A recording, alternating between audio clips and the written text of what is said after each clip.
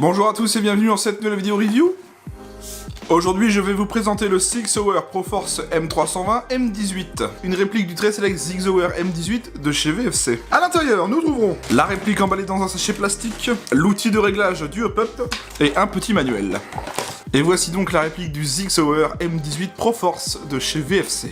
Une très jolie réplique de poing pour le coup, très sympa. C'est rare que je présente du Sig Sauer sur ma chaîne, aujourd'hui c'est le cas, donc on va observer tout cela. Et c'est parti, je vous la mets là en attendant. Et pour commencer, je vais vous parler de l'arme réelle. Le Sig Sauer P320 est un pistolet semi-automatique produit par Sig Sauer Inc. à Exeter, New Hampshire, aux États-Unis. Le Sig Sauer P320 peut être chambré en 9 mm par 19 Parabellum, en 357 SIG, en 40 Smith & Wesson et 45 ACP. Les armes de poing en calibre 9 mm, 357 SIG et 40 Smith & Wesson peuvent être facilement converties. La conversion de 357 SIG à 40 Smith & Wesson ne nécessite qu'un changement de canon. Celles de 9 mm à 357 SIG ou 40 Smith & Wesson et vice versa sont réalisées à l'aide de kits de conversion. Le P320 chambré en 9 mm par 19 a été introduit sur le marché nord-américain le 15 janvier 2014, suivi par le 45 ACP modèle compact au SHOT Show en janvier 2015. Le P320 est un développement du Sig Sauer P250, lequel fonctionne en double action. Le 19 janvier 2017, une version modifiée du P320 a été adoptée par l'armée américaine, comme nouvelle arme de poing réglementaire. Le modèle doté d'un canon de taille standard est dénommé aux États-Unis sous la référence M17, tandis qu'une version plus compacte est référencée M18.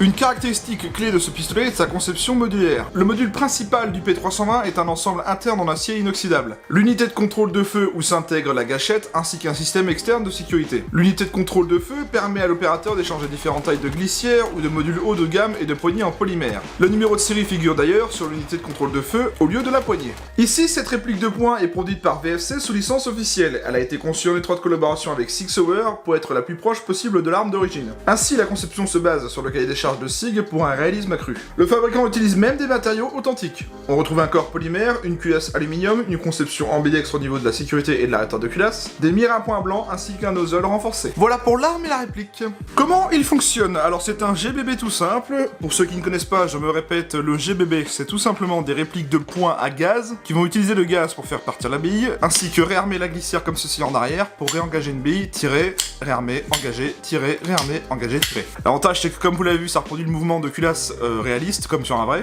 c'est-à-dire ceci.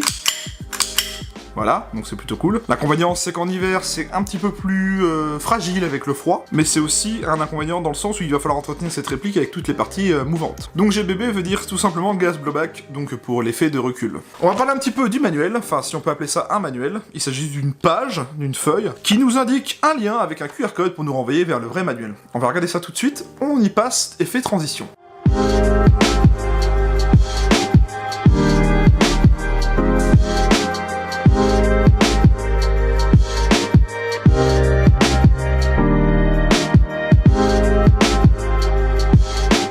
Bon, regardons un petit peu ces marquages. Côté gauche de la glissière, nous avons un très joli marquage Sig Sauer M18. Plutôt cool, hein, des marquages plutôt fins et plutôt bien faits. Sur la poignée gauche, on retrouve le fabricant Sig Sauer avec un grip très sympa, très agréable. Côté droit, un 9 mm par 19. Donc le calibre réel de l'arme, pour le coup en 9 mm par 19. On retrouve ici Newington NHUS, ainsi que le numéro de série gravé ici, dans cette petite encoche grise là. Voilà. On retrouve bien évidemment le Sig Sauer. Au niveau du pontet, on retrouve un marquage plutôt airsoft assumé, ainsi qu'un autre au niveau du rail Picatinny inférieur juste ici.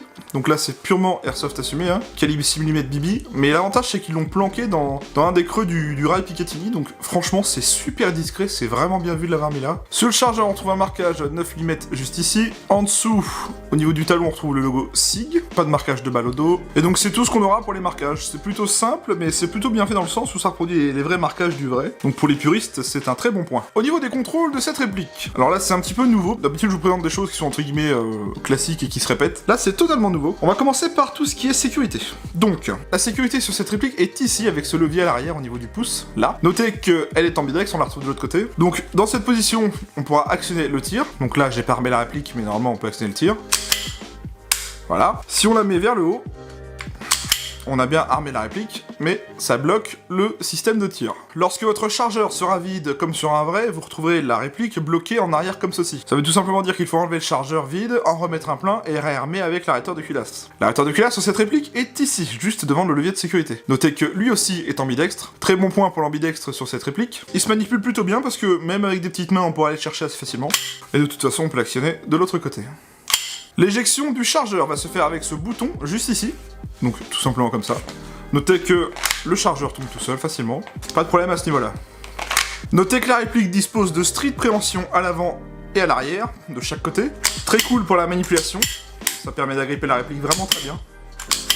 Parfait à ce niveau-là. On retrouve des organes de visée avec 2 crânes bien avec un point blanc et un guidon avec lui aussi un point blanc. Ça fait une visée vraiment très instinctive, c'est très cool. On retrouve bien évidemment un rail Picatinny sous le dessous de la réplique pour y mettre une lampe ou un accessoire divers, hein, comme vous le souhaitez. Notez que d'origine le canon n'est pas fileté, donc pour y ajouter un silencieux, il va falloir trouver un autre moyen. Je ne sais même pas si c'est vraiment possible pour le coup. Le chargeur, c'est un chargeur simple en métal, il peut contenir 26 billes. On y insère tout simplement le gaz par l'arrière avec cette valve juste ici. On garnit le chargeur avec les billes ici, on le met dans la réplique, on arme et on tire. Pour l'entretien et le démontage de cette réplique, premièrement on va éjecter le chargeur, on va aller bloquer la glissière en arrière, on va abaisser ce levier, c'est le levier démontage un peu comme sur les Beretta ou sur plein d'autres choses. Donc on tire ce levier vers l'arrière, ensuite on lâche la glissière, on la tire vers l'avant. Donc on a démonté la réplique, voici la partie basse, toute simple, vraiment bien faite. On retrouve ici la partie haute de la réplique. Notez qu'on a le réglage du hop-up juste ici, mais sachez qu'on n'est pas obligé de démonter la réplique pour le régler, je vais vous montrer ça juste après. On peut quand même le faire en démontant la glissière, donc c'est pas un problème. Donc pour démonter en complet, on enlève le ressort de rappel, on enlève le canon. Là on retrouve bien notre nozzle, à bien lubrifier la première fois. Alors très bon point, il est plutôt bien lubrifié la première fois, il revient très bien. Pas de soucis là-dessus. Voilà, donc plutôt simple au niveau du démontage et de l'entretien, il n'y a rien à dire, c'est très cool. Alors, comme je vous l'ai dit, on a un réglage hop-up, soit en démontant la réplique et en réglant le hop-up, soit tout simplement avec ce petit outil qui est livré. Pour ce faire, on va bloquer la glissière en arrière comme ceci. On va prendre l'outil de réglage, on va aller le mettre sur la tige guide juste ici, et là tout simplement on va tourner à gauche ou à droite pour régler le hop-up. En fait, c'est un peu comme sur une réplique que je vous ai présentée il y a pas longtemps de chez VFC. La tige guide, comme vous l'avez vu au démontage, va aller agir directement sur la partie du hop-up juste ici. Donc c'est plutôt cool, j'aime bien ces répliques qui font ce système, parce que ça évite vraiment de démontrer la réplique en pleine partie pour régler un hop-up. Bon, par contre, il faut se trimballer ce truc sur soi, quoi. On peut toujours le laisser dans une petite mallette dans la zone safe ou un truc du genre, mais ça évite de démonter vraiment la réplique. Donc très bon point à ce niveau-là. Au niveau des matériaux de cette réplique, pour le coup VFC a fait fort. Ils ont produit à peu près les vrais matériaux de la vraie arme, hein, comme sur le vrai. On a donc la glissière en aluminium, donc métallique, hein, et tout le reste, donc la frame, est en polymère. Donc un polymère franchement de très très bonne qualité. Au niveau finition, je peux vous montrer ce que ça donne un petit peu. Bon, on a quelques légères traces de moulage, hein, juste ici. Bon, comme sur beaucoup de répliques, j'ai envie de vous dire. Une excellente finition, c'est un très bon polymère, c'est un bon plastique quoi, ça inspire confiance, ça fait pas jouer du tout. On a quelques petits éléments quand même en polymère, le levier de sécurité, l'arrêtoire de culasse, le levier de démontage, la queue détente elle aussi est en polymère, ainsi que les organes de visée. Bien évidemment le canon externe lui est en métal. Et pour finir, le chargeur lui comme d'habitude est en métal, sauf le talon en polymère. Pour l'avoir dans les mains, c'est une très très bonne réplique je trouve, c'est vraiment pas joué du tout. Et en plus, moi personnellement je l'aime bien, c'est la première fois que j'ai du Sig Sauer dans les mains, c'est plutôt agréable, c'est une très bonne prise en main. C'est génial. Bon, on va y mettre un petit peu de gaz sur le son que ça fait, histoire quand même, hein, voir ce que ça donne. Pas de billes dans le chargeur, je maintiens l'arrêteur de culasse. Et on va regarder un petit peu la queue de détente. Alors, sur cette réplique, j'aime vraiment la queue détente, elle a une très bonne sensation. Parce qu'en fait, c'est assez bizarre. On est direct au marteau, en fait. Là, en fait, j'ai juste ça de marge. Et juste ici, en fait, je suis au mur. Donc j'ai vraiment que ça, et ça part direct. Et pour le coup, comme vous l'avez vu, le trigger reset est vraiment derrière. Enfin, très près, quoi. Il est là. Ici.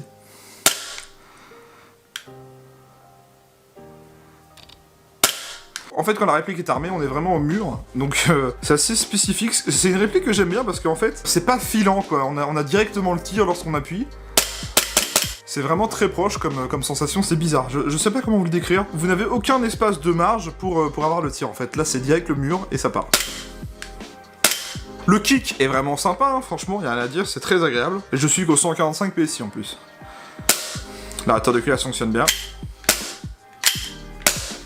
Le chargeur est vraiment pas froid, il a vraiment l'air de bien tenir le cooldown en tout cas. Bien, il est temps de parler des caractéristiques techniques de la réplique. Alors c'est une réplique de type GBB de calibre 6 mm, à propulsion gaz, disposant des modes de tir sécurité et semi-automatique, annoncé à 0,78 joules, soit 290 fps par le constructeur. Il s'agit du modèle M18 Six Hour Pro Force. Elle fait une longueur de 180 mm pour un poids de 585 grammes, c'est plutôt léger. Elle dispose bien du hop-up réglable, elle est fabriquée en métal et polymère, elle dispose bien du blowback, elle dispose bien d'un rail tactique Picatinny, son chargeur est en métal et peut contenir 21 billes, et c'est fabriqué par VFC. Bien, on a fait le tour de la réplique, donc j'ai fait à peu près ce que je voulais vous montrer. On va aller au test chronier, au test de tir, et je vous retrouve juste après. Allez, à tout de suite.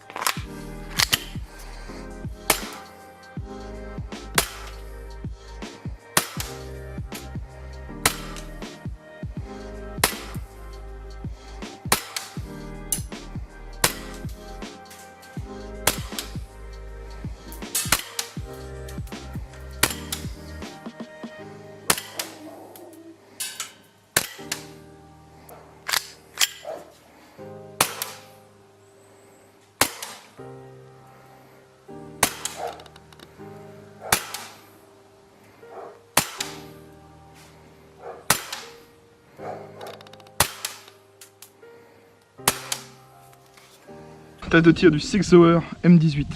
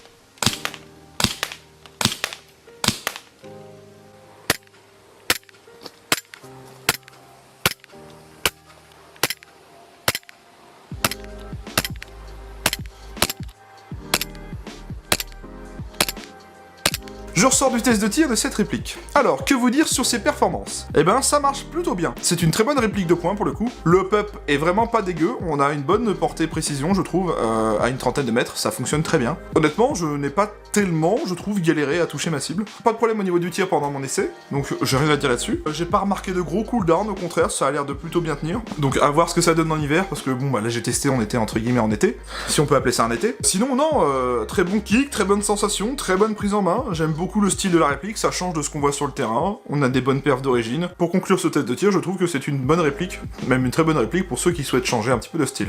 Si je peux donner un bon point à cette réplique, c'est vraiment son aspect très bien fini avec des performances plus qu'honorables. Ça fonctionne bien d'origine, y a rien à dire. Et en plus, ça change du style traditionnel qu'on voit sur les terrains. Honnêtement, j'ai jamais vu quelqu'un dans les terrains où je joue avec un M18, donc pourquoi pas. Je trouve que les Six Hour sont plutôt rares sur les terrains, donc peut-être que je me trompe, mais en tout cas pour ma part, je trouve qu'il n'y en a pas beaucoup. Donc si ça peut vous permettre de changer un petit peu de style, pourquoi pas, cette réplique est plus qu'intéressante. Et pour les puristes qui souhaitent les vrais marquages, eh bien elle les dispose, donc voilà.